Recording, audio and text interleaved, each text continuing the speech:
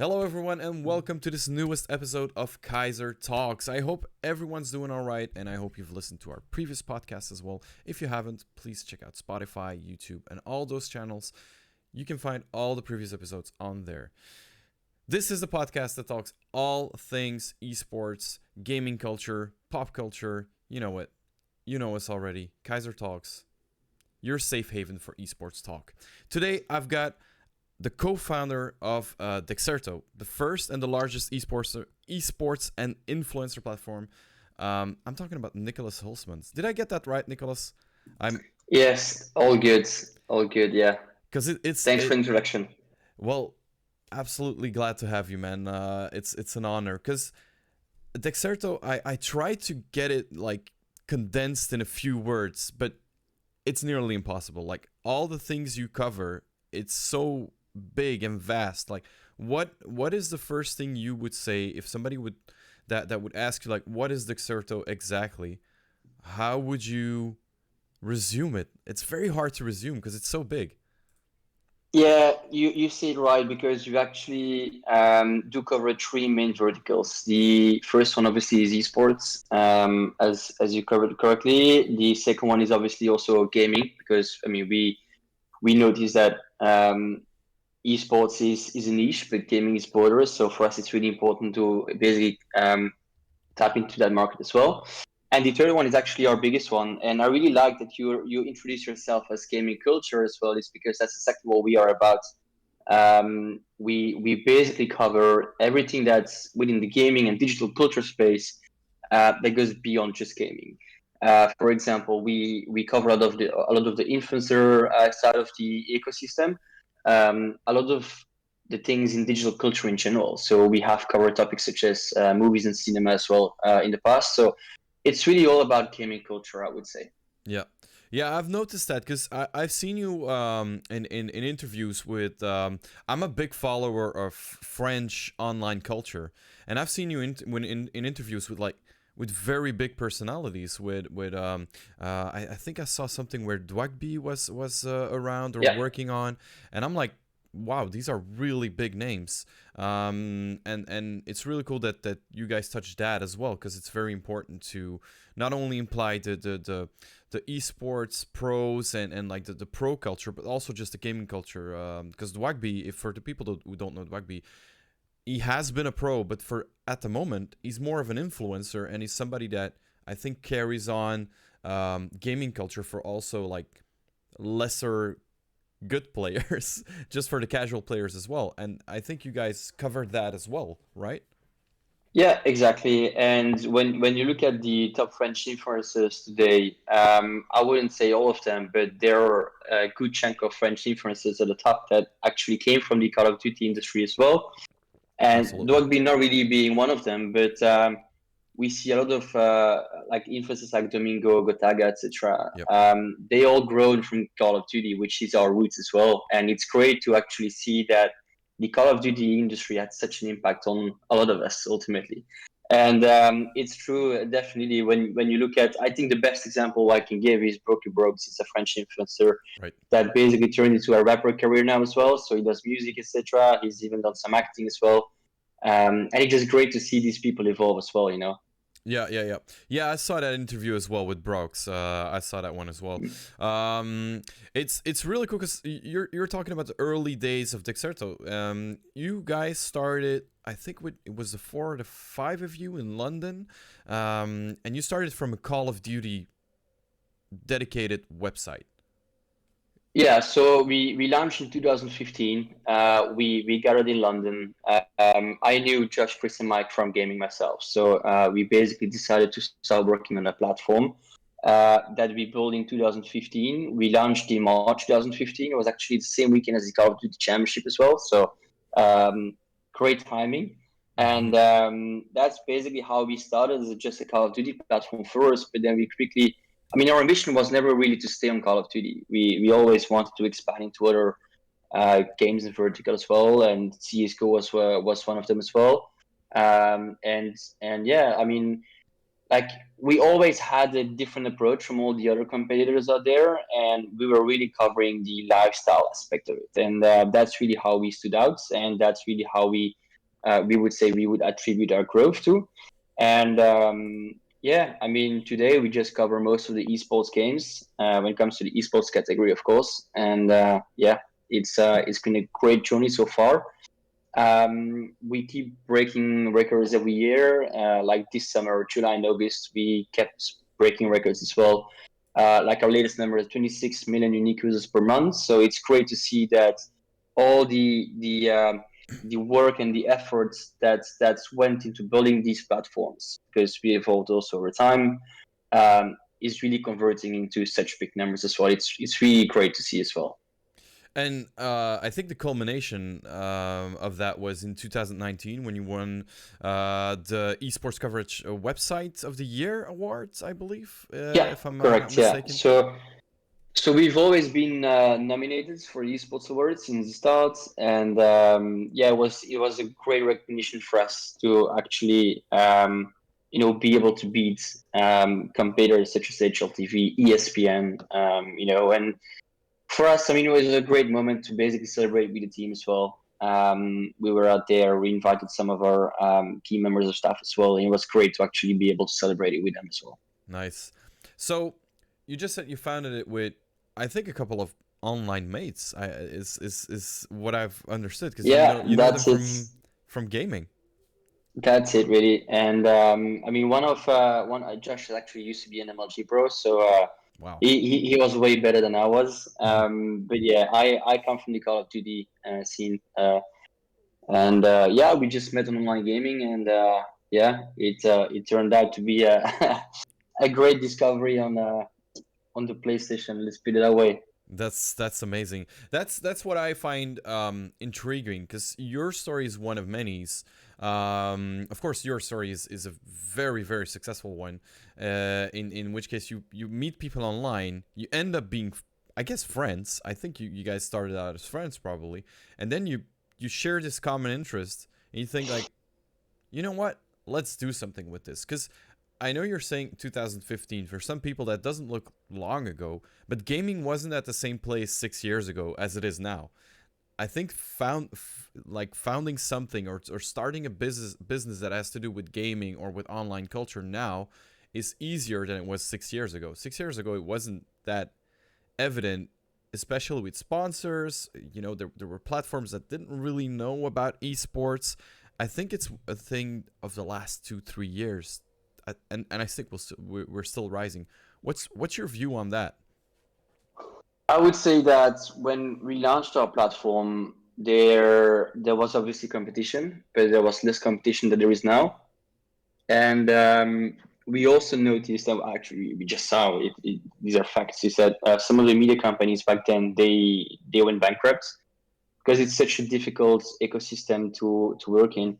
And in order to monetize your views, you need to have a certain scale. For having your certain scale, you need to create some content that actually gets you to that point. And yeah, I just guess a lot of blood, sweat, and tears, and doing the right content, working with the right people, and the ecosystem was definitely difficult to penetrate in at the time because, as you said, it was small. We were focusing on just esports as well at the time, and obviously we expanded very quickly, but we also expanded with the growth of the platform. So it's not like we launched on day one by covering all those categories, because in order to cover those categories, you need the manpower as well. So we only had the manpower of paying just a couple of members of staff, which was our core vertical at the time, Call of Duty. That's where we started. We started very small, and yeah, we were also lucky to some degree that Call of Duty grow with us together, so that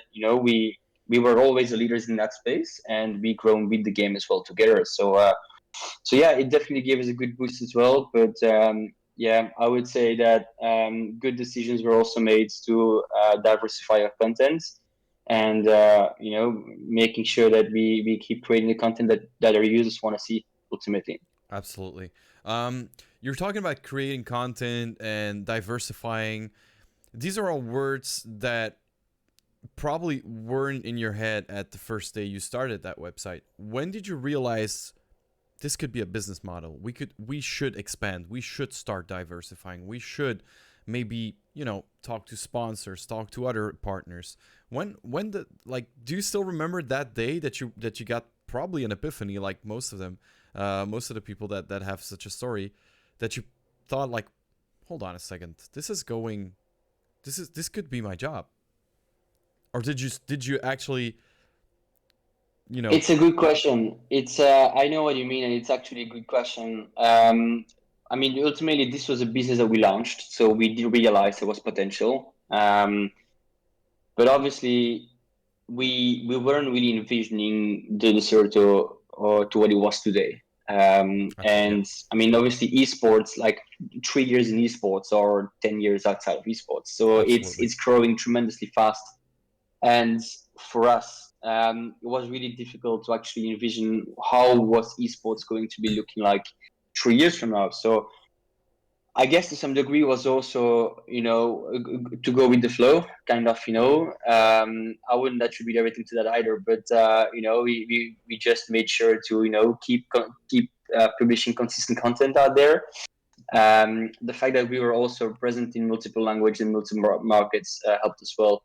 I speak French, so for me, it's easy to actually make sure that we could get a platform off the ground in France. We've always found great people in Spain as well to help us launch the platforms in Spain. So, yeah, having great talent out there who can help you expand into other territories also helps because, if you're just a platform I mean, if you're a platform in multiple markets, it resonates to people, and it immediately there is some sort of respect that also installs with the community, and it also helps that we have a footprint on those markets. We don't just translate content. We have native people in every country. They are producing content versus what's trending in the country. Absolutely, yeah. Some day it may be different in France than what it is in Spain, and vice versa. So we make sure to tailor our content in each market, and that goes the same with the verticals that we cover as well. I would say, and yes, we did realize that there was potential, but I mean, as I said, it was really difficult to envision how we were going to be looking like a couple of years from then. So yeah, it's great to see that actually the trajectory has been increasing consistently. So yeah, definitely a pressure. I feel that. So I feel that there was a tilting point at the moment that you thought like, the moment you thought we could diversify and we could go in multiple languages was maybe the tilting point to when it probably exploded and went the scale that it is now. Because it is, if I'm not mistaken, correct me if I'm wrong, it is the biggest esports covering platform currently. Yeah, we in terms of numbers, we're the biggest. I would say that the big part of our growth was also attributed to us jumping on the right train on new trends. Mm-hmm. We have, I mean, our backend is basically consists on a lot of data, and as soon as something's trending, we see it immediately. Right. And therefore, we picked up Fortnite at the right time. We were one of the first to jump on a Fortnite train as well. That was in 2017. And I mean, I mentioned Fortnite because it's the biggest example, but there were many trends over the last couple of years, and we were just on all those trends in the last couple of years, which, when people are looking for something around a certain trend or a certain game, they look us up on Google. But yeah, I mean, our name is most likely going to be the first one that pops up. So that's really how we had a great growth trajectory, and being first on the trends, making sure that we create content that needs to be seen at that specific time, is really what made us do that as well over the years. Right. Yeah, because I did some digging as well, and I saw that you guys acquired Fortnite Intel and Charlie Intel in 2018, which I think Fortnite at that point was really like at its peak, at its absolute peak. 3 years ago, if I'm not mistaken, the Worlds were in 2018 or 19 of Fortnite. So it's like, it's one of those huge moments for Fortnite. And that's the moment you picked up Fortnite Intel. How important was that in getting that flux into your, or did you just keep Fortnite Intel as it was, and did you not connect Dexerto with Fortnite Intel? No, so when we acquired those platforms, it was really important for us to make sure that we kept those platforms operating independently. They had a very strong community, especially Charlie Intel. They had a very strong Call of Duty community, and we didn't want to change anything to what Cash Avenue's team pre-acquisition had built. So that was really important for us. That was key focus number one. And obviously, it meant a lot for us to be able to acquire these platforms because, I mean, obviously, they were giants in space. We were giants in space. It just made strategic sense ultimately. And Fortnite was at its peak. But I would also say one of the things that Fortnite did really well is that they weren't really trying to focus on the hardcore esports so much. They were really focusing on the gaming culture. And you mentioned the roles. I mean, there were a couple of top pro players, but most of them were just consisted of influencers after all. So the term esportainment, I know a lot of people don't really like to use it, but it's really what it was about. And they really invited the biggest names of the ecosystem to basically participate to their roles, and yeah, the rest is history. I guess it's been a great strategic move by them as well to basically tap into the gaming culture space. Absolutely. And what I like about the talk we're having right now is that I feel that everything you build up and all from the ground up all starts from the words of a gamer, because I can absolutely feel that you're a gamer as well, that you understand the gaming community, and that everything comes from the heart, and that's very important. And I think that probably that's the major part of your success, that you guys understand the ecosystem because you're part of the ecosystem. Yeah, that's correct. I mean, I must admit I don't play so often anymore Right. as I Yeah. used to, but obviously I used to play a lot. And yeah, we basically created something for us, as you like to say, you know. And I mean, sometimes you see things come, not really on our side, but you see new brands launching by gamers for gamers. We don't really use that phrase, but you could argue, like, you know, it's quite the same here. We were born from this culture. After all, you know, we've grown up in gaming. We attended all the esports events back then, where there was no media outlets, where there was no prize rules, no cash prize, nothing to win. So it was all about the glory days, and we know what it was about, you know. And yeah, ultimately we understand people because we were just so close to them. We were actually one of them. So Right. yeah, correct. You're right. We are actually from we are actually our own audience ultimately. So as one of my co-founders, Mike, like to say is, I create content I want to read myself. So Right. that's basically how we see things. If you're your own audience, it's always that much harder because you are the speaker, but you're also the listener, and it's that much harder because you're always very critical of yourself, and you would always think like, would I read this? I'm not sure. And that's the moment that you start creating very high level content. And I think you've talked about content creators, and some of them like a Dwagby or a Garaga or even Brox, they have that same drive and they have that same feeling, because Garaga was an ex-pro player in multiple games, and he's actually now a content creator. I don't think he can be count himself in the esports scene anymore. He's in the esportainment. I think that's a very good term as well, because it is esports. It's at a very high level, but it is entertainment because it's not, it's not his main job. It's not his main focus on getting the wins, getting the trainings in every day. I'm just wondering. This is a very personal question, but was there at a point in time that you thought like maybe I could do something in esports yourself as an esports That career? was my dream, actually. That All was right. my dream. But you know, when I was playing myself, I was always saying I would love to be able to be able to live of esports. Not really gaming at the time, but it was purely about esports. And yeah, that was my dream. And we just went ahead in 2015, and yeah, uh, I don't ever regret it ever since, because I also had to do something that I don't like to promote, but I dropped out of school in my last year as well to be able to do this full time. So yeah, I don't really like to promote it, but I was one of the lucky ones that actually turned out to be on the good side. I wanted to ask that because I checked out before these podcasts. I check out everything. I kind of try to read up on everything, and I was on your profile, on your LinkedIn profile, and I saw that your first job entry is Dexerto. So you just like how did that gamble feel inside? Was that, did you feel like this is a gamble, or did you know from the start like, let's go, I don't even care if it's a gamble, I'm just gonna go?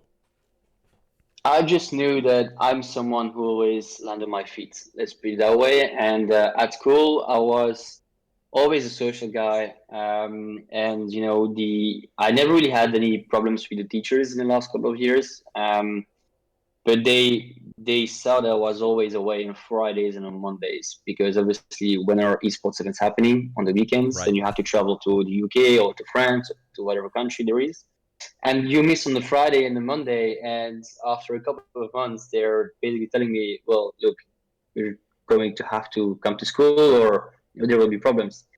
And it for me, it just didn't really make any sense to sacrifice at the time. Obviously, I wouldn't be promoted to anyone, but I just know myself. I'm someone who will always land on my feet. I knew that if this would fail, I would find a job pretty quickly. Not to the same degree, I wasn't necessarily an entrepreneurial in my mind, building another business or so, but it was just about, I know I'm going to find something. And Absolutely. it also helps that my parents are entrepreneurs themselves. So they had a couple of businesses. So they were kind of also supportive in a way where I wanted to pursue my dream and also build a business with great ambitions. So they were supportive from the start. Basically, they were forcing me to stay in school until 18, and after 18, I could basically do whatever I wanted. Obviously, they wanted to try to give me my degree, but yeah, I just had to make a decision, and yeah, I just made my decision. Then and in my last year, I was always away, and even though the teachers were supportive also, because they understood that something big was happening, that I wasn't really going to holiday. I was really going to esports events. They were seeing videos on YouTube about myself, etc. So they saw things about myself, and they knew there was something was going on, but they didn't really wanted to take me away from it either. They were trying to find the mix and the balance, but yeah, we could only go so far. So Right. so yeah. That's very interesting because I was gonna ask about that. I just want to dig into your personal life a little bit more, and then after that we're gonna go to Dexerto. But I was wondering, like, what is the first gaming memory you have? I always ask this. I've asked this to every guest, and it's been so diverse that I'm very curious to what your first gaming memory is. My first gaming memory, it was the first, I literally just turned 18. I was asking my parents to go to a LAN event in France for years. And this one came about. I literally turned 18 for like a month or two. And it was an event not too far away, like in the north of France. And it was in the Dunkerque, in North Pas-de-Calais. And I wasn't really playing at the time. I didn't really had a team, but I wanted to just go. And so I found like a couple of friends of mine. They had a team. I was their coach then, and I wanted to go in my car. And I know it was a Friday afternoon. We we went out of the class, and it was snow everywhere. And I was saying, "Oh my God, I wanted to go to this esports event for so long. Please don't make me cancel this." So I told my parents, look, I really want to go. I'm going to this event. And it took me 50 minutes to drive from school to my house, which normally takes 15 minutes. Oh my god. So you can imagine the chaos that was happening on the streets. And my dad was saying, you are not going in these circumstances to the event in France. Because, I mean, it's still like 2 hours driving, and in a different country. But I'm going to send you in a trade instead. Oh wow. So I took a train. I went there. I found someone who wanted to pick me up at the train station there. And yeah, it was my first event in a gymnasium as well, full of tables with PC screens, Xbox consoles at the time, and yeah, I was just fascinated by the whole competition. There wasn't really anyone watching. There wasn't even a live stream, Oh but wow. this meant everything for everyone that was there. You could Right. really feel the pressure. You could really feel the competition, and yeah, I just fell in love immediately. I just wanted to experience this even more. That is amazing because it kind of tells a lot about your drive as well to be part of that community and that perseverance that you have. I think it's a thing you have in you. Perseverance is a thing that can be learned, but I also think that it's one of those things that you just either have or don't. And a snowing day, I guess it helps if you're passionate about something, right? right? If I know what you mean, but ultimately everyone is passionate about something, right? If everyone finds his passion, then everyone, I mean, in my opinion, can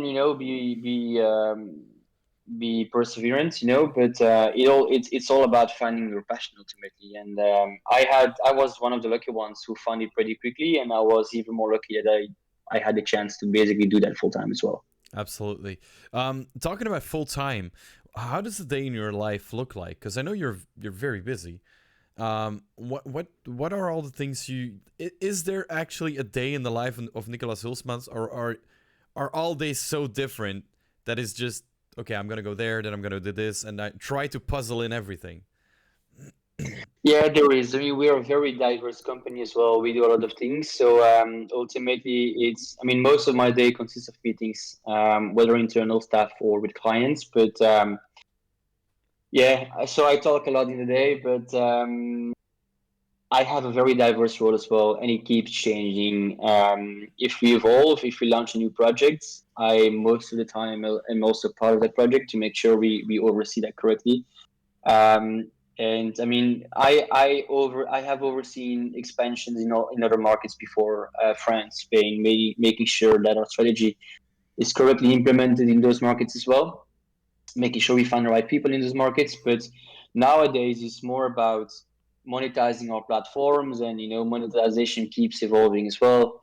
Especially with the cookie side of things that keeps delaying by Google, but you still have to get ahead of the game. So it's all about making sure we implement the right technologies also, and yeah, things evolve constantly, and yeah, there is no typical day on my side, but I mean, I work from home, so the only typical from my day is that I'm just sitting in my office every day.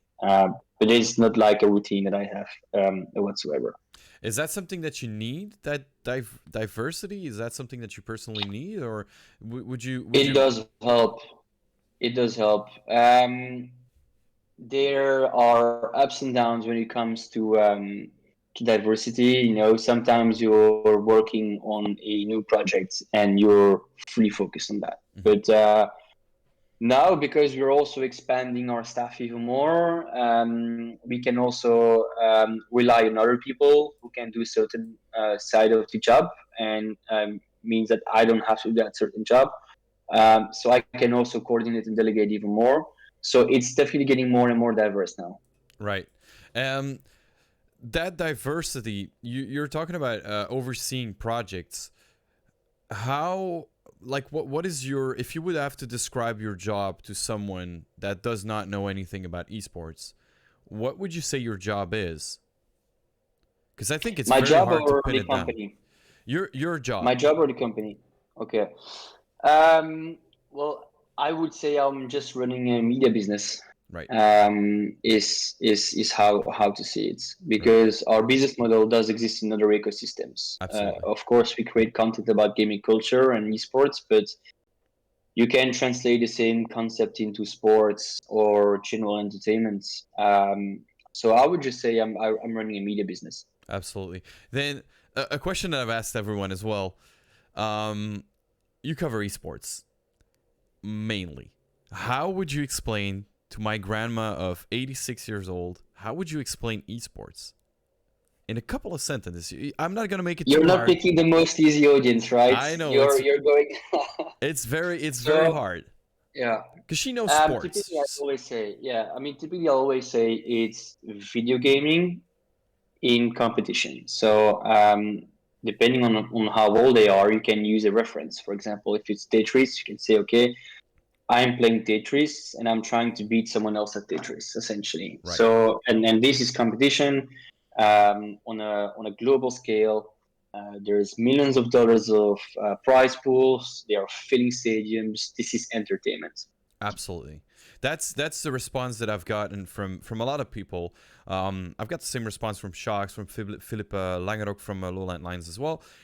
They're always saying like it's evolved into entertainment because it didn't start out as entertainment, as you said, from that LAN in 2000, I guess something tens.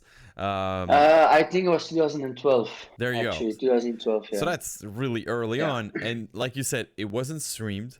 Nobody was really like paying attention to the coverage or whatever it was. They probably took a few pictures for themselves, but that was it, or for Facebook or MySpace. I don't know. But the moment that it tilted into something that is potentially entertaining for a large audience, I think that was a very important moment. When did you feel that moment came true for you? Because for me, Yeah, and now, yeah, that's a good question, and I will always remember that the rest of my life because before we built the platform in 2015, I was also helping out. I don't know if you know ESWC. It's no. the esports World Cup that happens every year at the Paris Games Week, Oh, okay, yeah. and I was running the Call of Duty tournaments on behalf of ESWC. Wow. So I was managing all the referees. I was managing the invites for the teams, the qualifications. I was, yeah, essentially the Call of Duty guy at ESWC. And when it hit me, it was in the French final where Vitality was playing, and they won the trophy, and they were playing in front of 4,000 people. And a couple of months before that, we were sitting in a LAN party, so to speak. Right. And from one moment to the other, the contrast couldn't be any bigger. We were in the Paris Games Week. There were 4,000, actually, maybe even more. There was so much I couldn't even tell how much they were. I don't know if you've ever been to Paris Games Week, Yeah. or to even Gamescom or to any of those conventions, but Yes. it was a massive booth, like a huge scene, and you couldn't even see the end of the audience. That's how far it was going. Like, I think 100 meters further away, there was the Activision booth where people were queuing up to play Call of Duty. Where people weren't queuing up to play Call of Duty, they were there to actually watch the ESWC Grand Final. Right. So that's how big it was, and that's where it really hit me, and I was like, "Fucking hell, this is amazing!" This is insane. Yeah. And I wasn't really playing myself, but I wasn't seeing behind the players because I was the head ref at the time, and the adrenaline that came through my body just from standing there and seeing people go wild, it was just something that I will never forget. And that's where it really hit me. This is just not a small hobby anymore. This is a cultural thing. This is entertainment, and that was a really big moment for me. Right. This is bigger than just playing games in your in your Yeah. sofa at home. That were you a big sports fan being younger? Just regular sports, I mean, like football or stuff like that. Yeah, I did. I did basically a bit of everything. I played football for 20 years, roughly. So yeah, obviously, I mean, my team is Anderlecht. Always been. I live in Anderlecht as well. So I've always loved football. I've always liked to watch Belgian players in foreign leagues as well. And I've basically been supporting them as well. Like recently, obviously with COVID, the upcoming sport padel is something that I started to play as well.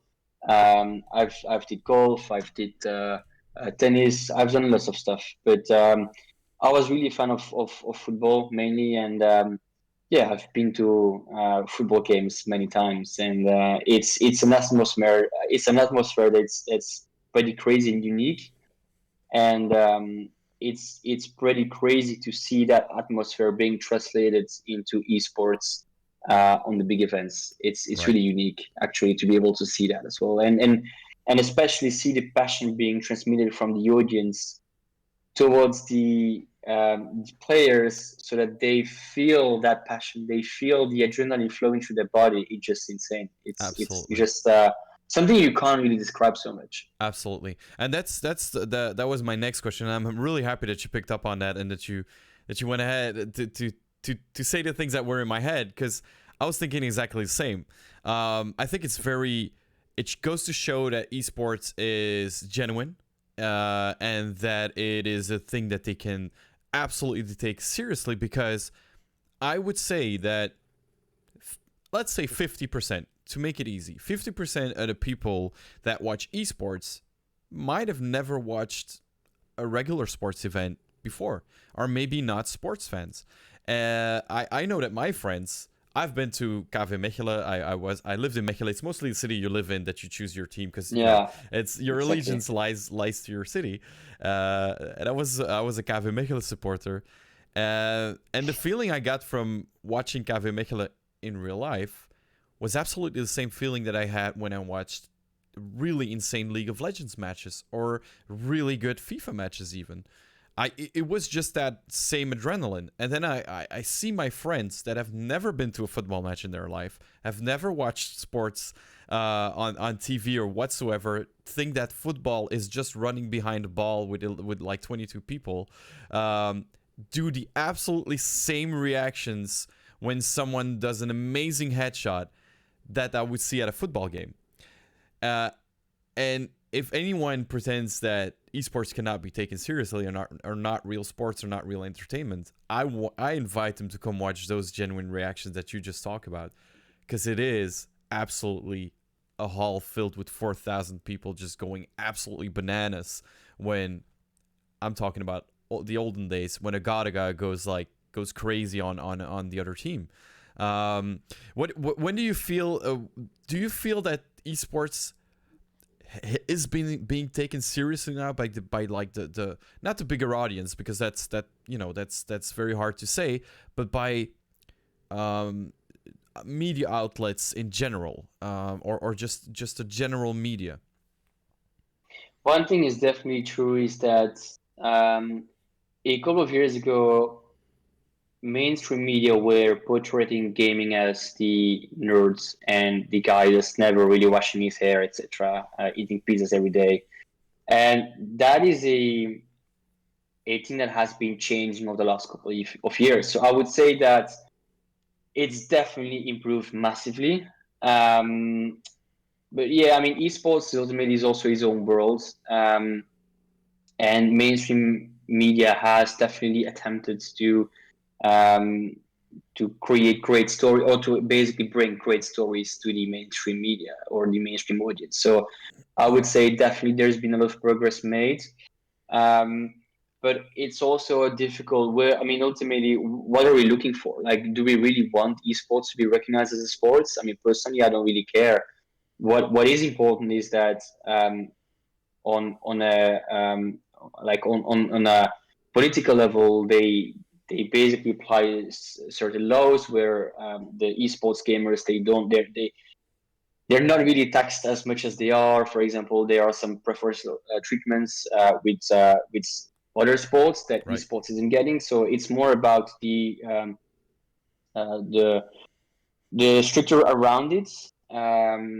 That is to me important, but like whether it's a sport or not, I don't really care, to be honest. For me, this is all about entertainment. Sports is entertainment as well, but esports is its own thing and should be its own thing, in my opinion. Absolutely. When you go on a sports website, you see volleyball, you see football, you see golf, you see all the games next to each other, and it's basically the same with esports. We see all the games within esports, and I think that's also how it should be. You know, we don't necessarily have to try to mix these things up. I think it's great to actually Hear other people talk about, oh, I consider esports being a sport, but ultimately, let's take a step back and it's not necessary ultimately, and it's great always to feel that recognition from outsiders, but yeah, it's there is still a long way to go. But for me, it's all about making sure that the esports industry and its own grammar, its own dictionary isn't really changing too much. Because I mean, when you look at an English stream or even a French or a Spanish, a Dutch stream, you will know. But people use English vocabulary in non-English streams. It's because these terms, they are anchored in their heads, and when you are not familiar with esports and you're watching a stream, you say, "What the fuck is this?" This is a whole different world. So we don't really have to try to mix those things up too much, in my opinion. But there are certain similarities. There are a lot of similarities, as a matter of fact. So yeah, for me, it's all about entertainment, as I mentioned before, and to me, it's also culture. It's a cultural thing, and there are so many different ways to treat esports. Absolutely. What do you feel? Where do you feel esports are standing right now? I'm just going to talk about Europe to make it smaller, because worldwide we could talk about for hours. But let's talk about Europe. Where do you feel esports stands now? Do you feel that it is still in its baby steps? Are we getting somewhere to a very mature point? Where are we standing now to your feeling? I think you have a very good global view of what is happening in the ins and outs. So I think you can give us a very good view on that. I think that esports in the last few years has not grown as big as we would like it to grow, and it's definitely at a great place. We see regional leagues coming up in France on the League of Legends. There are some great leagues coming out there with the first division, second division, etc. And I mean, the LFL is a great example of how it should be. Um, but ultimately, these are exceptions. Esports as a whole may sound big, but I mean, it's like sports. Sports is big, but what does volleyball represent within sports? And Absolutely. and that's not me trying to diminish volleyball at all, because I mean, it's a great sport, but it's the same with esports. If you take one specific component of esports and you take one specific game, there are some big ones out there, such as League of Legends, but small ones. Rocket League is a great one to watch, but it's actually small, Right. and I think there is still a lot of progress to be made on all those specific games. One of the things that helps esports a lot in the short term is the franchise model. I don't think it's a great thing on the long term, but on the short and medium term, it was the best thing they could do, to just create some stability within the esports ecosystem, making sure teams could settle in, sell their sponsorship deals, build their businesses on banking, on making sure they are within that league for at least a couple of years. So I think it definitely contributed a lot on the short and medium term, but on the long term, I'm not really sure if that's the wisest decision. But yeah, we'll see. Ultimately, the IP owns to the leagues and the publishers, so it's not like the football or any other sports where the sport belongs to everyone, Right. right? This has IP. This belongs to one public company or a private company, and ultimately, it's all about them making profits. So um, the reason why they invest in esports is because they see better return in microtransactions, and it's great that they take it seriously, but you also have to keep in the back of your mind that they do it for a reason. And at the time when we were into gymnasiums in 2012, it's all about passion, and there is definitely passion now as well. But yeah, I mean, people are complaining in football that it's becoming a financial business, and ultimately that's inevitable. So we just have to keep in mind that the ecosystem keeps growing. But when I think like in Europe and on a regional level, there is still a big progress to be made, especially on the smaller games.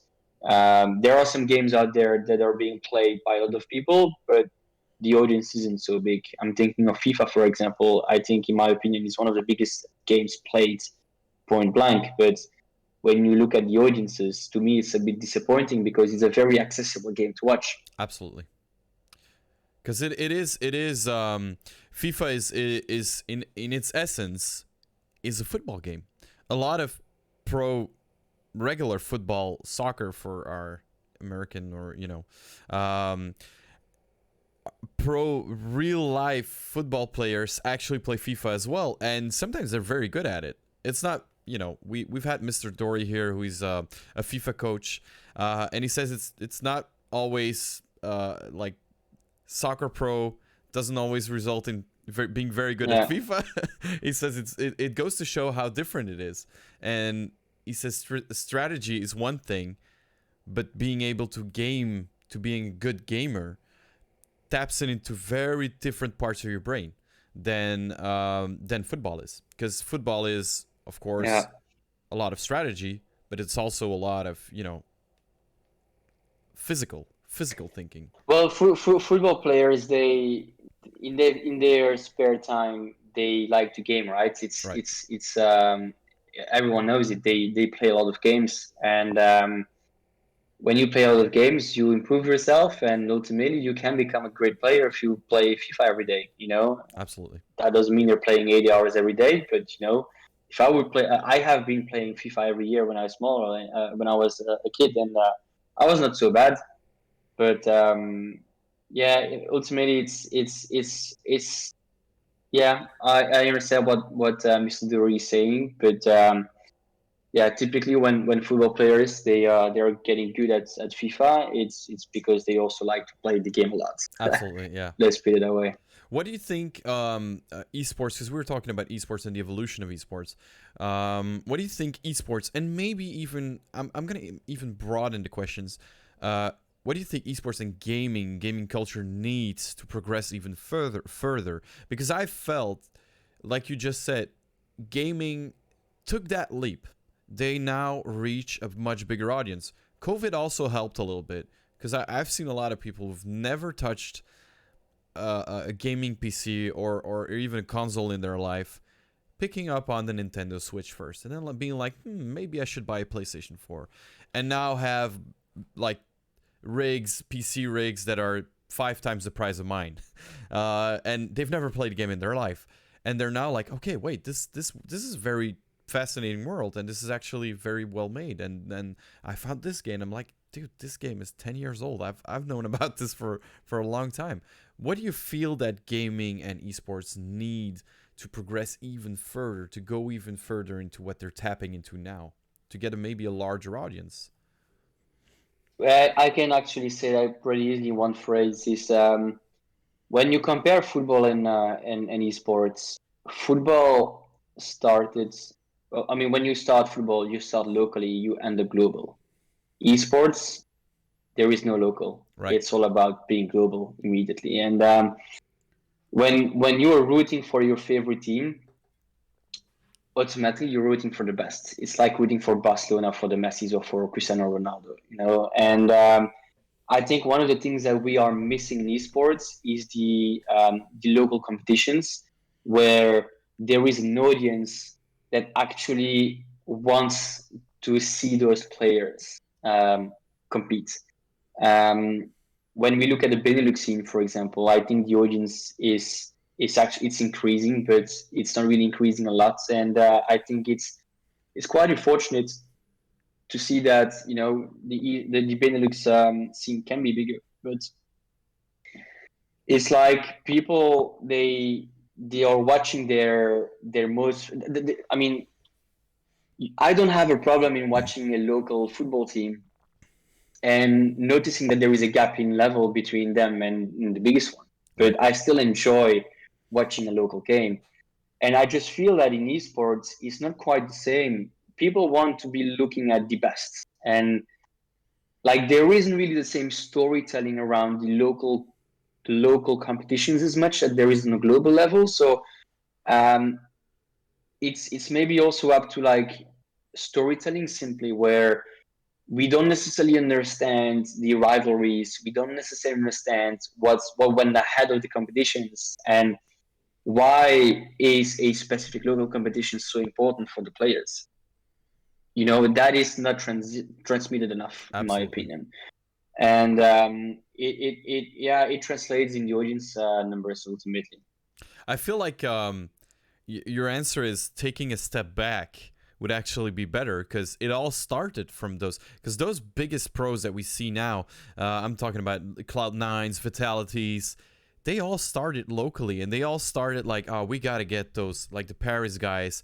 Oh, we gotta get those Lyon guys. We just gotta Yeah, annihilate them. And it's like, well, globally, it's very close to each other. Of course, in France, Paris Lyon is maybe not the, but those are were local things that happened back then. And like you said, it giving a platform to storytelling, and making people understand that the pros don't appear out of thin air. There's a lot of kilometers, a lot of road that they have to walk before getting there, and that road is equally interesting as being at their top level. I do love watching a ninja play Fortnite or whatever game he touches. I like that because he's very explosive. He's mostly very good. Um, he's not the best, of course, but he's very entertaining. But I also like watching younger players, like Benji Fishy in Fortnite. I followed him way before he was famous, I will say. And he was being very good at a local level. And that was very interesting. He had like 10 viewers. And he was a very fun player to watch because it was a very interesting path that he was taking. He was saying like, okay, I'm going to go to this small competition. I'm going to, with my clan, I'm going to play this. And it's like, oh, wow, we have a 50 pound, we won 50 pounds with first place. And I think Benji Fishy won like, not the world's, but like one of like the biggest rugby cup somethings, and he was yeah, winning so many things after that. And I think he's one of the best players around. Maybe not at the moment, but back then. And I was like, this is so interesting, and nobody talks about that. And I think you're very right. Because I've thought about it as well. I think the coverage on the smaller events is not there because the smaller events also just start to disappear. That's my I view. mean, I'm on the media side, so I also have the point of view of, it's not that we don't want to provide the coverage, but there isn't an audience to consume that content either. Right. And like investing in something like that is costing any media company a lot of money. And Absolutely. I really would love to be able to come to a place where the local competitions, whether in Benelux or in France or in Germany, they are as big as what the Bundesliga represents for the German Yes. football audience. And I think that's what really happening with the LFL right now in France, is that partly because Kameto Corp is a huge team with influencer following on the back of the founders, but they are driving excitement and engagement within the LFL right now. But it's also because influencers brought themselves into the league. If you don't bring influencers into the league, you don't have the audience, Absolutely. and that is also one of the ways where esports can really be different. And I mean, you mentioned the streamer that you discovered on Twitch not having a lot of viewers. When you go on Twitch, you can go on any game and discover a new person, and they don't have a lot of followers, but you will end up watching that person, whether for two reasons: either they're just super good and no one notices them, or they're just very exciting as an influencer or as an entertainer. And most of the time is the second one that is really taking precedence, and people are going to watch content because it is excitement. It's exciting, and it's because people are entertainers after all. And I really love what Kameto Corp has been doing in France. Is they've brought their community to the league.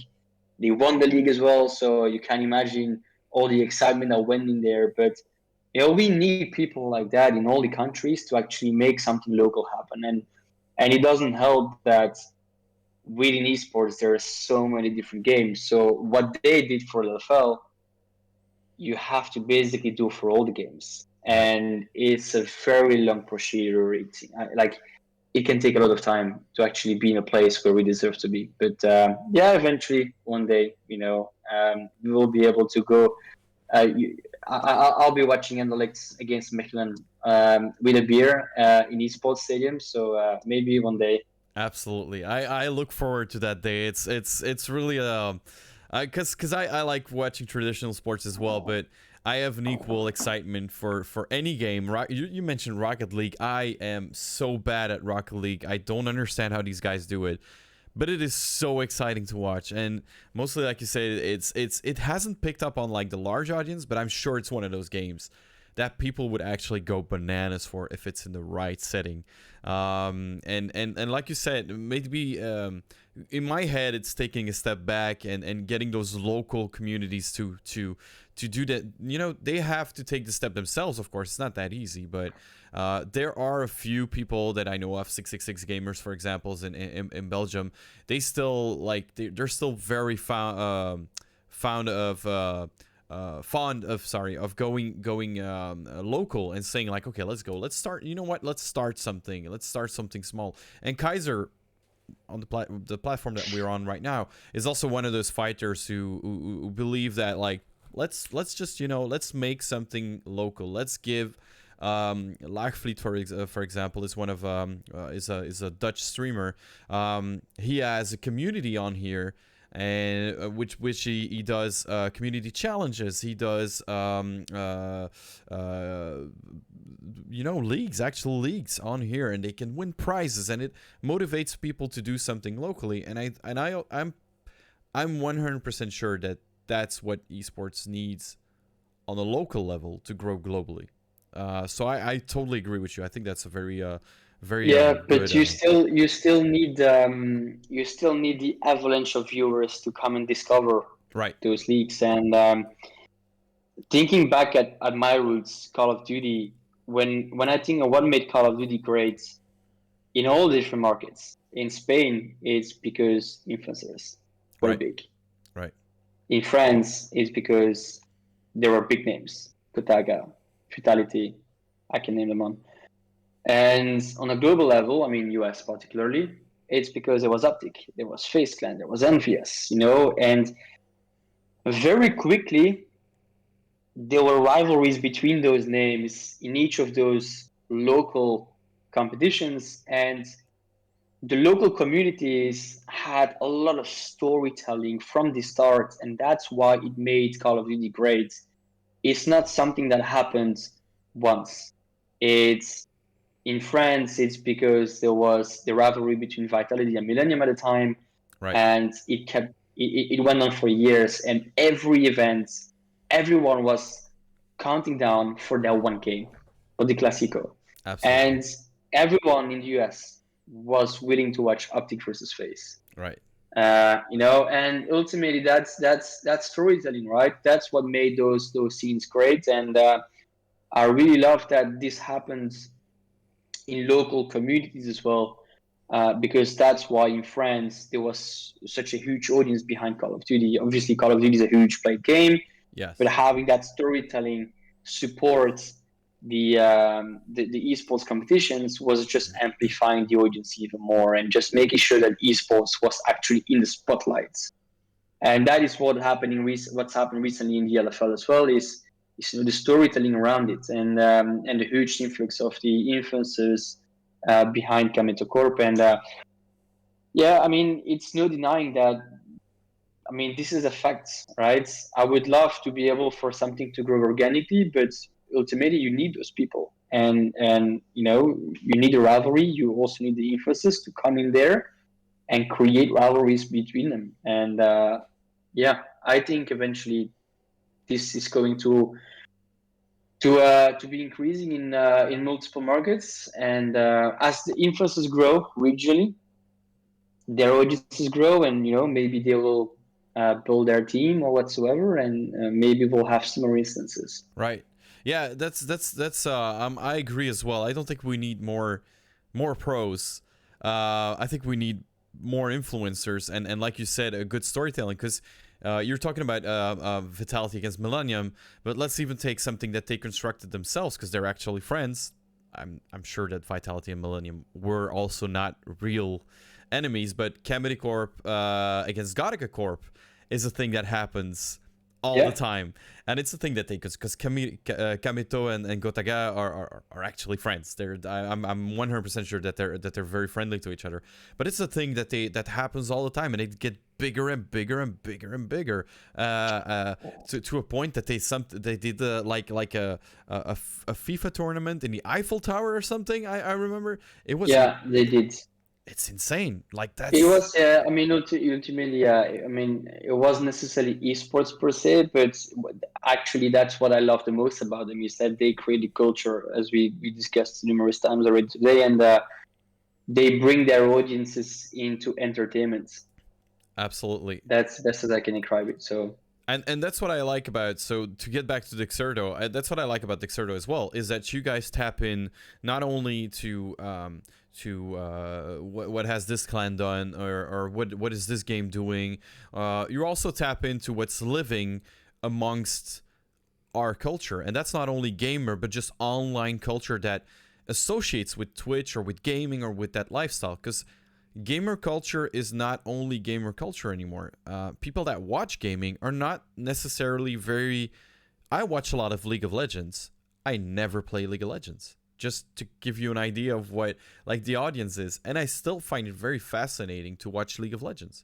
And I like that you guys tap into that as well, and you also tap into even memes. You tap into. I've seen some things about TikTok movies going viral, TikTok videos going viral, and you even tap into that because that's what we watch, that's what we like to watch, and that is very interesting because you are at the same time creating, in my opinion, creating an ecosystem of its own, and saying like, hey, watch this is very interesting, but also tapping into what is actually living within gamers. Do they really only want statistics of the last match?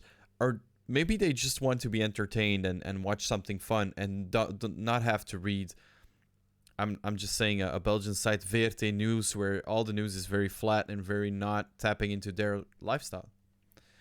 So that's a thing that I find interesting. When was the time, because has this always been the case that you also tapped into the broader sense of the culture, or was there a moment that you realized, wait a second, this is something I like to read as well, maybe I want to share it on Dexerto as well? Always, that was a strategy since day one. Now, the strategy obviously started only on Call of Duty, but since day one in 2015, where we launched the platform, we immediately started to create content around the influencers. And at first, you could immediately see all of people who were surprised to see that kind of content appearing on a platform. They were like, why do you produce that content? It's not quality content, they say, but that's the vocal minority, as we like to say. Right. Because, I mean, we see the data, we see the consumption time on these content. We see how much people actually consume that content. And why would we produce content that no one wants to read? Or if someone goes on a specific article and we see that the consumption rates or the consumption time is so small, there must be a reason why we create a content. And we just saw immediately that it was just working. And ultimately, of course, there is always an appetite for feature-rich content about analysis and why X player beats player Y in that specific competition, and why they were better, why the other one were shit. Ultimately, right. It's all about finding a right balance, and I think at first we had to try to find the right balance, and now we are closer to actually have the balance of diverse content, and we produce content for everyone. So you can go on our website and you can find content about how to watch or the esports events, what's the previous results, what's the next games, the schedule, the Twitch schedule or the stream schedule. where can I even watch the stream, you know? So there's a lot of content outside of the cultural element. But yeah, I mean, I would say we are a mix between, I don't really like to say it, but you can find ESPN style content, you can find TMZ style content, you can find BuzzFeed style content, and we create our own style of content ultimately. Absolutely. So we call it now Word Dexerto content, but at first we were trying to, you know, gather a mix between those platforms. Right. Um, are you still writing yourself for your website, or are you more in in an overview? Because I know that you recently there was I can't remember his name, but I think it was Richard Lewis. I wrote it down somewhere. Became the editor at large. So you actually have a huge structure. Where are you in that structure? Do you still are you still like, okay, maybe we should cover this? Or do you have journalists that do that for you, or how does it work? How does it? So the Dexerto today, we have a little bit less than 100 employees. So Wow. we're going to pass the 100 employee mark soon. Out of the 100 employees, I would say we have at least 60% of them attributed to content. Wow. Whether it's editorial content, video content, could be even more than 60%, to be honest. But I don't have the data on top of my head. And they're spread across 11 countries. I mean, they work from home. So we have people in US, of course, UK, but also in Canada. We have people in Spain, in France. You know, I mean, we have people in Australia as well to cover the 24/7 time zone. So, yeah, we have a fully established team now that produces content autonomously. We also have we've got middle managers, we've got senior staff, we've got, I mean, the whole chain from top to bottom Right. to manage editorial essentially. Right. And where are you situated on that So pl- we are four co-founders and directors, and we essentially manage all the departments. right. So there is the editorial department, there is the ad operations slash monetization department. There is also the product department that we've recently started to invest in, where we have all the developers, etc. We've got the sales department. I mean, it goes on and on Right. ultimately. So it's all about operational. Right. And do you still do something in the field, or is that something that you just don't have time anymore for? Because I suppose that in the beginning Not days, when it comes to content. right? Not when it comes to content. When it because in the be- I do still things in the field, but yeah, it's I mean sales or, you know, the kind of stuff yeah. ultimately. But yeah. Yeah. There comes a time when you just don't have time anymore for that. Do you still sometimes, like, does it sometimes, you know, how do you say that? Take a little bit that you're like, oh man, I would have loved to cover that one. I would have loved to do that event. I would have loved to do that. Do you sometimes have that, like, that tickles a little bit? I would have loved to been to being there, and because I'm absolutely not missing riding absolutely whatsoever. So I'm really happy that I'm not riding anymore. That's one thing, but I do miss being physically present on those events right, and, you know, seeing the excitement of the fan audience and, you know, seeing those great games, the rivalries, etc. That's one thing I'm missing though. right, because I suppose that you still go to, like, if there's a physical Gamescom, you will probably still go because of other things that you need to do there. But you're not there anymore only for the games, or only for that, or only for that. When you're there as a journalist, you can watch the game because it's part of the fun Yeah, I part of mean the job. the last esports event I've actually done is it was the Vegas Major, the Call of Duty Vegas Major, and I think it's 2018 in Oh December, wow, or yeah, 2018 in December, I think, that's just or before 2000. COVID hit. Yeah, Yeah, it's just a long time ago. So just to tell you that public events I'm not really attending, not so much anymore. But yes, obviously all the games comes, the E3s, the industry events. right, I'm there, and sometimes they do mix together. You know, Gamescom, you have some esports competitions there. Paris Games Week, you still have the ESWC, obviously pre-COVID, but yeah, I do miss being on some of these events. Yeah, that's correct. That's cool because that's what I'm trying to dig out is people sometimes see these websites and think of the people behind it, because they know traditional media where, let's be honest, most of those websites, they have like bosses that don't really started out from as a journalist or whatever, or as someone in the field, and it just goes to show that you guys started out being one of us and are still one of us, because you're still, even if Yeah. you're at the top of the chain, let's say, you're still like, oh man, I I wish I could go to an event again, and that's really cool. That's Well, the advantage that we have is that, this is actually very unique within the space, is we are not backed by any VC capital. So we are a profitable business. We've done one fundraise in 2017, which was a public fundraise. Everyone could invest as little as 10 pounds. But that wasn't a lot of money. This was just to make sure that our community could own a part of the server as well. And because we haven't really raised a lot of funding, it gives us that freedom as well. We don't have to report to any investor or to any VC capitalist. And ultimately, when we want something, we will do it because we don't have to account to anyone. right. Talking about that, where is Dexerto situated for you right now? Do you feel it's at its top? Do you still have a lot of ideas, a lot of places to go? Is it, compared to when you started, how far is it along now? Are you like, wow, I'm actually blown away that we could have Oh that we yeah, could do look, I this? mean, when we started, my ambition was nowhere near to where we are today. However, your ambition constantly evolve because you Absolutely. always see the next opportunity. You always see where you can expand in further.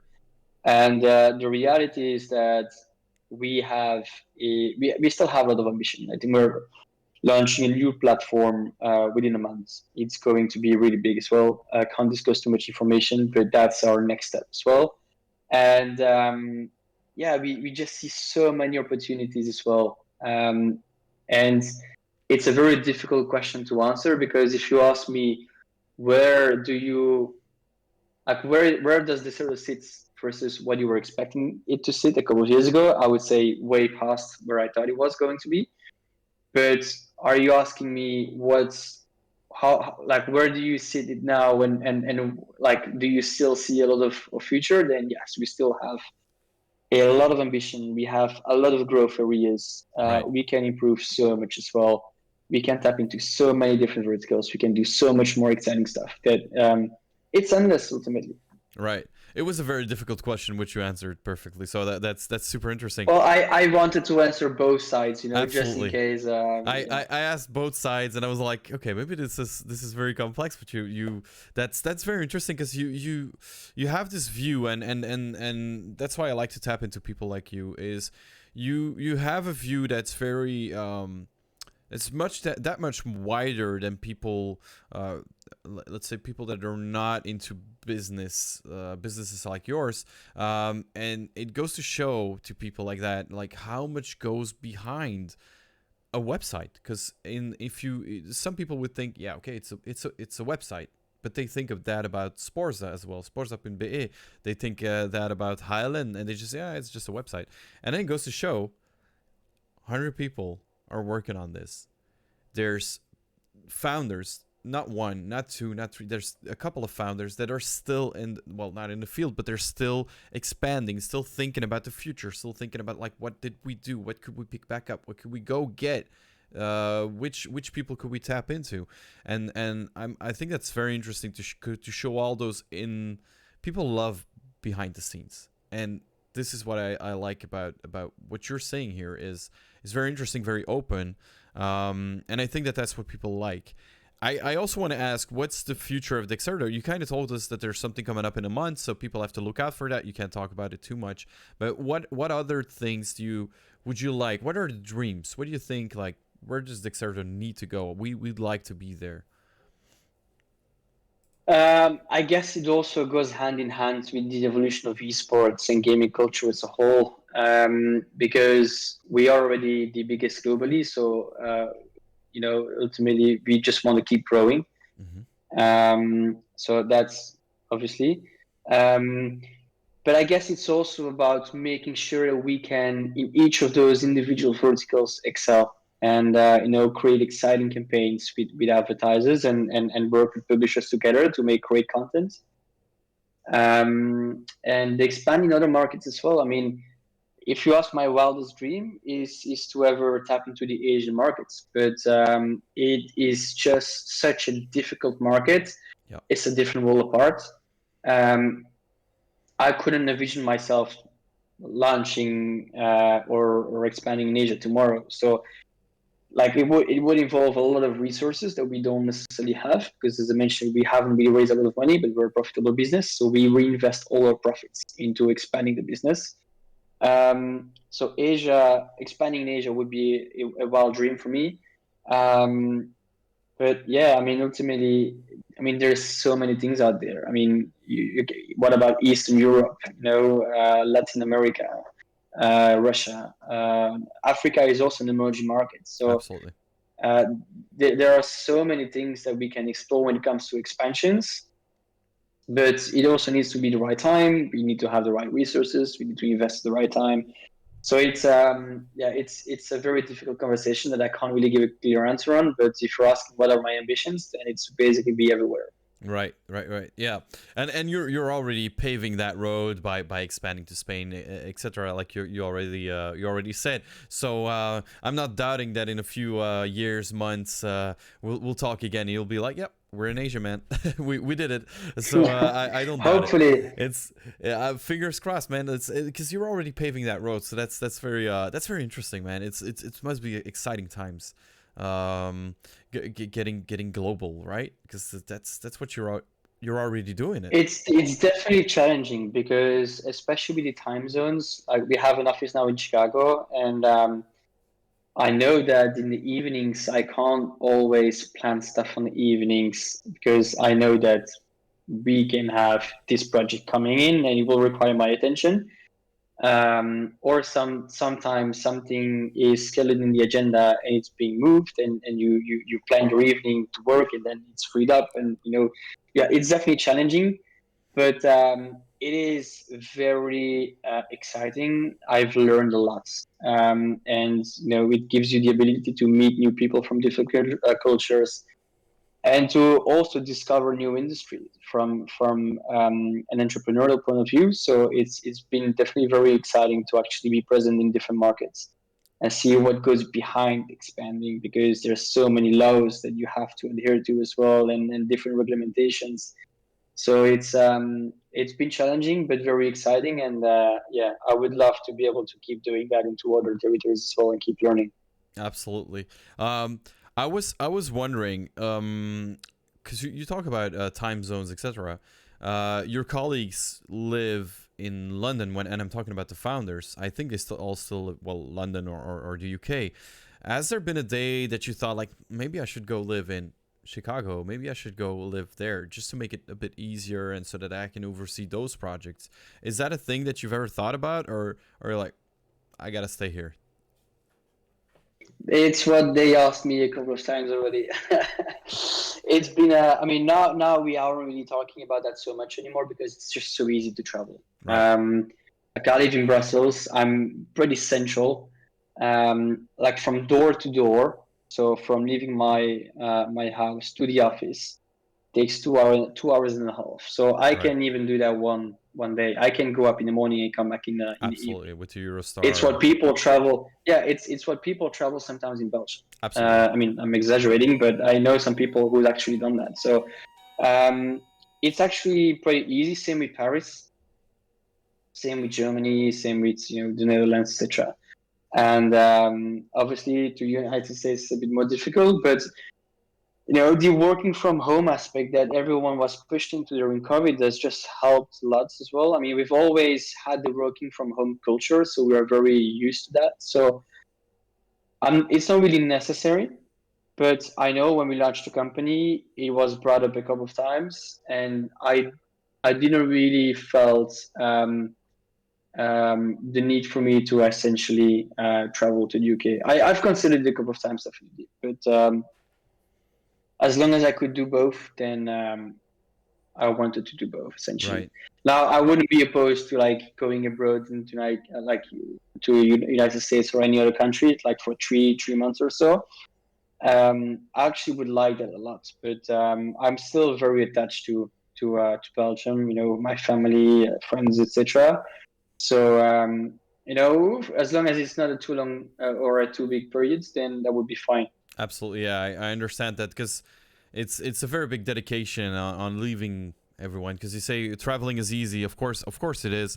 But once you're working in, let's say, New York, or let's dream even bigger, in Tokyo, well, you're not gonna fly back every week or every month or even every 2 months. It's a big thing to do. But like you say, for longer periods of time, I was thinking about that, like, because it's got to be very hard to manage everything. But as you say, the online world is just such an easy place. We're meeting. I could very well be in Japan right now, and it wouldn't matter, and we're still talking. So Yeah, we are used to it. So it's a habit. We were one of the lucky ones that didn't really have to transition a lot during COVID. The only thing that we had to really be uh, taken care of is the video team that was working from the London office, and then you suddenly need to relocate all the equipment to each of the houses. We work with a host as well, so we had to make a studio in her living. oh wow. We also had to make sure that everyone had decent internet connections to download and re-upload the content for feedback, etc. So that was a bit challenging, but nothing too unusual for us. And we are not at a place where we would like to get back to the office, but not everyone will go back to the office. I think Right. we're going to like give the choice to everyone. Obviously, there are some departments that are like video that will be important to at least be a couple of days a week in the office when they create content. But yeah, there are a lot of roles who doesn't necessarily want to go to the office or doesn't necessarily require to go to the office. And we see lots of people. I mean, we hired a lot of people this year during COVID as well. And during every job interview, people ask me, "What are you going to do after COVID?" Hmm. And our answer was always, "It's up to you. What do you want?" And I think it's great also to actually be able to give that flexibility to your team members, because ultimately it's all about keeping them motivated. And there are people who are really enjoying going to the office. There are people who are really enjoying working from home as well, and then you can find a balance. But then it will become a challenge organizing everything, because some departments will need to work together some days, and I mean there are some projects where you can get together everyone, but yeah, it's like for us it's important to make sure everyone can keep its choice, and making sure we find a balance that suits everyone. Yeah, I agree. I agree that that's a very important thing, and I think quality of life is being very well maintained when you talk like this about your employees.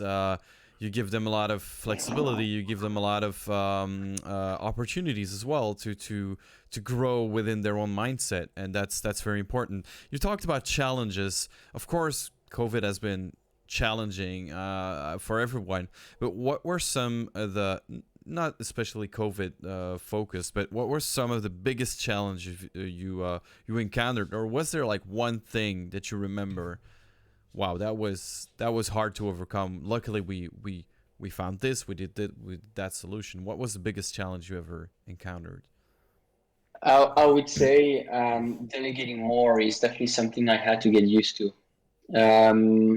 And at the start, obviously, we were a small company. We only had a handful of employees, so you had to do a lot yourself.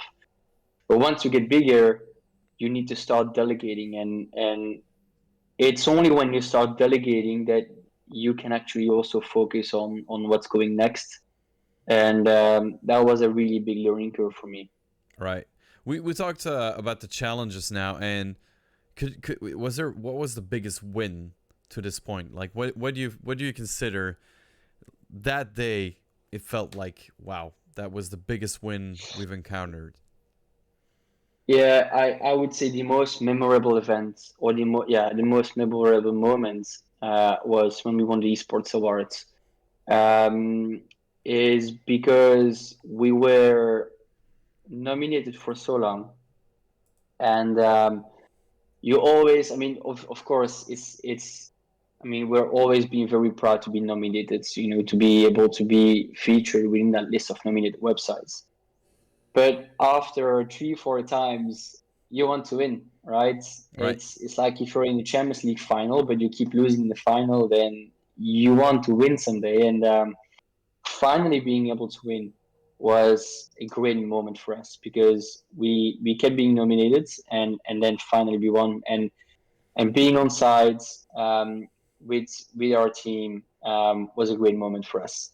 Yeah, I can imagine that. Just the detonation of getting like, bam, you're the winner. It must have been a fantastic feeling. And I think it's also important to get, I'm not saying that approval is one of the things that you need to, be very focused on in your mindset, but I think sometimes approval, especially of a community like that, is just one of those little things that you can say like, okay, we got that. We won that. It's always nice to have a stamp. Absolutely, a stamp of approval. Yeah. I agree. I have like a closing question. It's divided into two things. If there was one thing that you would like to say to young, maybe young esporters or young people in the community, what is that one thing? Because I think you kind of you said it before at the beginning of our talk. You said like, okay, I started that site, and I knew that I had to go for it, and I worked and I worked and I worked, and now I'm here. What is one of the things, because I think that's a very good piece of advice, but what is one thing that you would like to share? I would say that people need to pursue their passion absolutely and create their own future. Whether it's through a pro gaming career, whether it's by building a business in gaming or outside of gaming or anything, it's just about making sure that you can live off your passion. Obviously, school is very important because you always need a backup plan, and sometimes school also helps reaching that level. So yeah, just try to focus on what do you want to do. If tomorrow you don't have to work ever, what do you want to do? That's the question you have to ask yourself, and try to reach that goal. And don't always try to reach that goal since tomorrow. Try to build steps towards the goal and reach those small steps, and also celebrate those milestones. Right, that's a very good piece of advice. Then the second part of the question is, we talked about this Dexerto a lot already, but what are some of the things that you would still like to share now that we're nearing the end of our talk? What are some of the things that you say like, oh, okay, guys, you should check that out on our website, or you should wait for this event, or you should wait for this? What are some of the things that are along the timeline that we really have to get to look out for? Mid-October, I really need to be careful of what I'm saying here. We were going to launch a new platform for gamers, essentially, and Right. it will be very feature rich. And yeah, it will be a big thing. So mid-October, people put it in your agenda. If you're listening, go check out the website around Well, mid-October. now I hope we don't have any delays, right? Well, But if you when you launch the platform, it was already meant to go out in the end of September, and there's right, always delay. of course. But now we are on track for mid-October, All right. so let's keep mid-October in mind. So let's aim for mid-October, but you guys just check Dexerto every day. I mean, I think that's the best advice that I can give. It is a website that I discovered a while ago, and I actually open it every day because it is a very good website. It is very clear. It taps into what I like, and I really even for the people that are like, yeah, but I'm not that much into esports, it doesn't matter. If you're into gaming, into pop culture, if you're listening to this podcast, the website is a very, very good reflection of what we talk about, and I think it's a very good, just a very good place to be. So be sure to go to the Dexerto.com. It's what I always like to say is you don't necessarily have to read all the content, but sometimes glancing over the websites gives you an exact point of view of what's going on. Absolutely. And yeah, sometimes there are stories you want to know more in detail, but we produce a wide variety of content that gives you a unique insight on everything going on in esports gaming culture. And we are going to do a redesign as well early next year.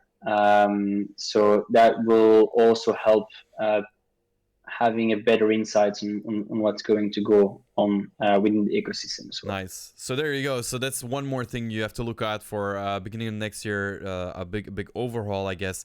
And also, I'm a Twitch streamer, so I also watch on your entertainment part, because there's a lot of stuff that, like, even I read, I think it was yesterday or this morning, an article about Ludwig spending like 16K on on something crazy like a Jackie Chan statue or something. I believe it was, and that was the thing. I don't watch Ludwig because he streams at hours that I don't have time to watch him. And that's the thing that I want to give to people watching Twitch as well, because we have a lot of just Twitch consumers. If you're interested even in Twitch in general, Ludwig is not per se a gamer or a pro gamer or whatever, but he is a very big personality, and those things you will follow on there as well. So it's very interesting that that you guys tap into that as well. As an esports website, you also touch everything that esporters like, or gamers This like. is gaming talk. It's gaming talk, right? Right. It's if tomorrow you're going to school or you're going to work and you're talking with your buddy about gaming, this is the kind of story that you're going to be sharing. Right. And it's gamer talk, and that's how we see ourselves essentially. Yeah, I like that. That's it really reflects on me as well as a person, and it's one of the websites that I absolutely endorse. And when I always talk about a couple of websites, I also always have a small chats, and Dexerto is definitely one of them. So guys, check it out. It's very interesting. Mid-October, we're gonna aim for that, man. Well, if it's not there, I'll send you the links as well. There you go, man. Please send me the link. Mid-October, listen into all the other podcasts that we had already. If you want to watch this one, if you're listening to it on Spotify, and if you still want to rewatch it, you can also watch it on our YouTube channel of Kayzr Talks. And for the rest, I would say, where would you like people to follow you guys? Is it on Instagram? Is it where would you where is easiest to follow the because they have to go to the website, that's one thing, but where are the things that you like to Across all social media, so Facebook, Twitter, we're on TikTok as well, Instagram, and LinkedIn as well. So oh wow, YouTube, we produce a lot of content on YouTube as well. nice. We have multiple channels there, so all social media, you guys can find us there. Nice. So people, pick your favorite social media. Dexerto is on there. Just type in that name and give them a follow. Thank you, Nicolas, for being here. It was an absolute amazing talk. I really, really liked your take on esports, on gaming, and just on the culture in general. It was very interesting. And I'm just gonna wish you a fantastic day, man. I really hope that that your day goes Thanks. really great, and a lot of success. Thanks to you, and massive thanks to Kayzr as well for letting me talk, and giving me the opportunity to tell my story, and hopefully this is inspiring to a lot of young gamers. So yeah, thanks again for your time and for letting me tell my story. Thank you for being here, man. It was an absolute honor. Very, very interesting story, and I hope it really because it how do you say that, it influenced me as well. I'm like, oh wow, that's a very I like to see very passionate people just succeed. It makes me feel good inside, and I hope that kind of motivates people to go their own way as well. All right, Nicolas, Have a fantastic day. A lot of success with Dexerto, and we'll be speaking in a couple of months when you take that Asian market, man. That's when Hopefully. that's when we talk again. Hopefully. All right, Nicholas. Have Thanks a for your great day. time. Take care. Bye bye.